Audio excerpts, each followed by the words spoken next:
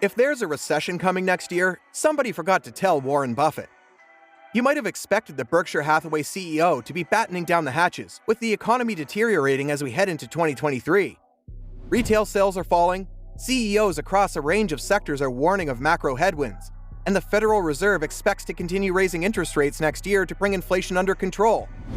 However, Berkshire's latest investments don't look like he's afraid of a recession. If you were trying to prepare your portfolio for a recession, you'd probably be buying safe stocks in sectors like consumer staples, healthcare, and utilities, instead of areas like energy or materials.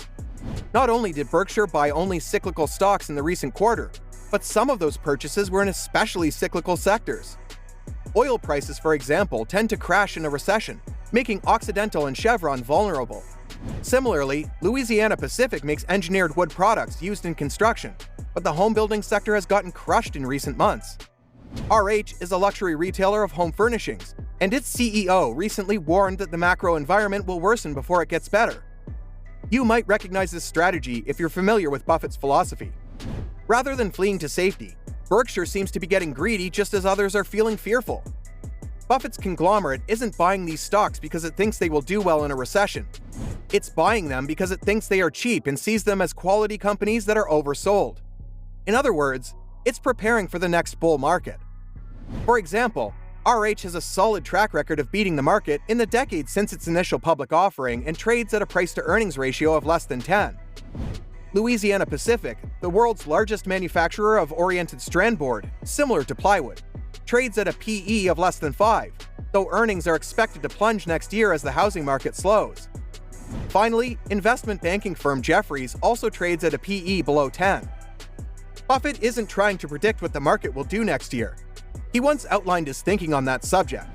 Charlie, Munger, and I never have an opinion about the market because it wouldn't be any good and it might interfere with the opinions we have that are good. If we're right about a business, if we think a business is attractive, it would be very foolish for us to not take action on that because we thought something about what the market was going to do. Buffett believes he's better off making sound investments for the long term rather than shifting his portfolio to defensive stocks to ride out a recession. And he makes a good point. While most economists expect a recession next year, debating the market's direction is much more difficult. Timing the market is generally a fool's errand. The stock market is a leading indicator after all. It rebounds before the economy does, so it's a mistake for investors to sit around on their hands, waiting for a recession to be declared before going out and buying stocks. Buffett's lesson is clear for long-term investors. You're better off using the bear market to buy quality companies trading at a discount, positioning yourself for the next bull market rather than a recession. That doesn't mean there's anything wrong with buying safe stocks. Still, many of them are trading at a premium right now, meaning you're probably better off avoiding them unless you have a shorter time horizon, a low risk tolerance, or need steady dividend income. If you're looking to take advantage of the sell-off, there are some gems in Berkshire's recent purchases, like TSMC and RH, and some other Buffett stocks are on sale as well, like Amazon, which is as cheap as it's been in 8 years on a price-to-sales basis. Stocks could continue to move lower in 2023, but as Buffett surely knows, that's a good thing for net buyers of stocks because they benefit from lower entry prices. If you're a long-term investor with some dry powder on hand, the bear market represents a unique opportunity to get some top names at a discount. It's time to take advantage.